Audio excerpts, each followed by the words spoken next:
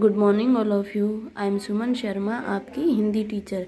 बेटा I hope आप सभी अच्छे होंगे और अपनी पढ़ाई अच्छे से कर रहे होंगे। बेटा देखिए, हमारे देश में अनेक त्यौहार मनाए जाते हैं, जैसे दीपावली, ईद, रक्षाबंधन। ऐसे ही एक है होली। होली का त्यौहार भी मनाया जाता है। तो आज हम होली के बारे में पढ़ेंगे। हमारा पाठ है 16 और जिसका नाम है रंगों का पर्व होली। हमारा देश त्योहारों का देश है। यहाँ समय समय पर अनेक त्योहार मनाए जाते हैं। इसी श्रृंखला में होली का अपना विशेष महत्व है। आज पिंकी और अन्नू बहुत खुश थे। वे अपने माता पिता के साथ रंग, गुलाल और पिचकारी खरीदने जा रहे थे। बाजार में चारों तरफ रंग, गुलाल और रंग बिरंगी पिचकारियों से सजी दुकानें देखते ही बनती थी। आप सभी को पता है होली पर बाजारों में क्या मिलते हैं? पिचकारियाँ, रंग, है ना? आप भी खरीद के लाते हो। पिंकी ने मछली के आकार की पिचकारी खरीदी और अन्नू ने बंदूक वाली पिचकारी खरीदी। पिंकी, अन्नू दोनों बहुत ही खुश थे और इंतजार कर रहे थे कि कब सुबह हो और वे रंग से खेले।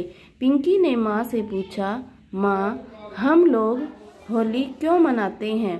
बेटा देखिए, अब यहाँ पर ये अल्पविराम है और ये उद्धरण चिन्ह है। किसी बात को जैसे का तैसा लिखने के लिए उद्धरण चिन्ह का यूज होता है। माँ ने पिंकी को समझाते हुए बताया, होली का त्योहार फाल्गुन मास की अमावस्या पूर्णिमा को मनाया जाता है। होली का त्योहार कब मनाया जाता है? फाल्गुन मास की पूर्णिमा को।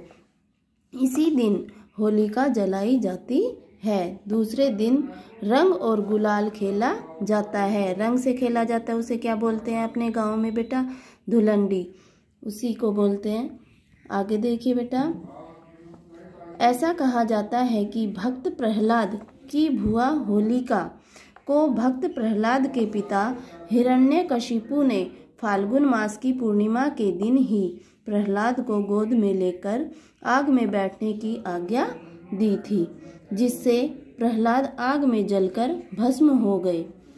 बेटा देखिए, यहाँ पर आपने ये चैप्टर पढ़ा, इसमें से इन बिटवीन क्वेश्चन भी मैं आपसे पुटअप कर सकती हूँ, असाइनमेंट दूंगी आपको। तो ये चैप्टर आपको बहुत अच्छे से पढ़ना है, ठीक है बेटा? आगे देखिए, होलिका को आग में न जलने का वरदान था।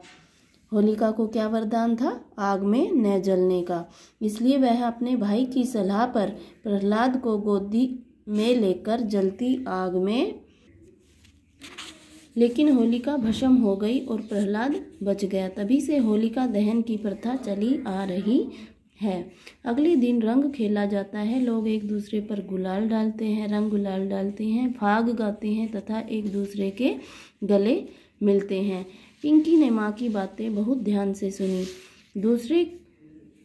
दूसरे दिन प्रातः ही पिंकी और अन्नू उठ गए। वे अपनी अपनी पिचकारी और बाल्टी में रंग लेकर घर से बाहर आ गए। पड़ोस के बच्चे गोलू, राजू, चिंटू, रेखा, गीता आदि एकत्रित हो गए। एकत्रित मीन्स इकट्ठा हो गए। सभी ने एक दूसरे पर खूब रंग और गुलाल डाला। पिंकी के माताजी एवं पिताजी से पड़ोस के लोग होली खेलने आए। वे आपस में गले मिल रहे थे और एक दूसरे को रंग गुलाल लगा रहे थे। उसी समय एक टोली आई जिसमें एक आदमी ढोल बजा रहा था।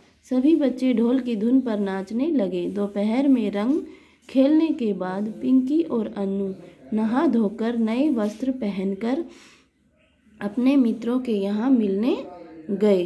उन्होंने खूब मिठाइयाँ और गुजिया भी खाई। रात को बच्चे पिताजी के पास जाकर बैठे।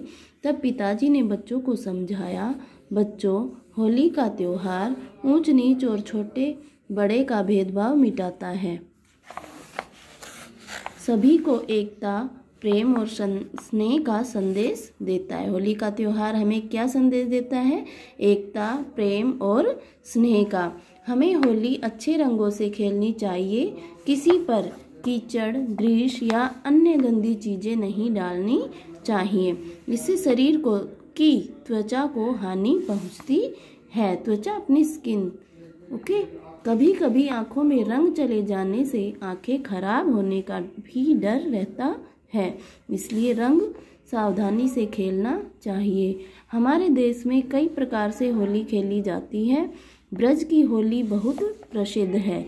यहाँ फूलों की होली तथा लठमार होली देखने के लिए दूर दूर के राज्यों एवं विदेशों से लोग आते हैं। पिताजी की बातें सुनकर बच्चे बहुत प्रभावित हुए। बच्चों, इस दिन हमें यह संकल्प लेना चाहिए कि हम जीवन में मिलजुल कर आपसी मेल जोल बढ़ाएंगे तथा एकता और सच्चाई के मार्ग पर चलेंगे। बेटा, आप सभी इस चैप्टर को अच्छे से रीड करेंगे और जो बुक एक्सरसाइज है उसे फिल करेंगे। ठीक है बेटा, थैंक यू।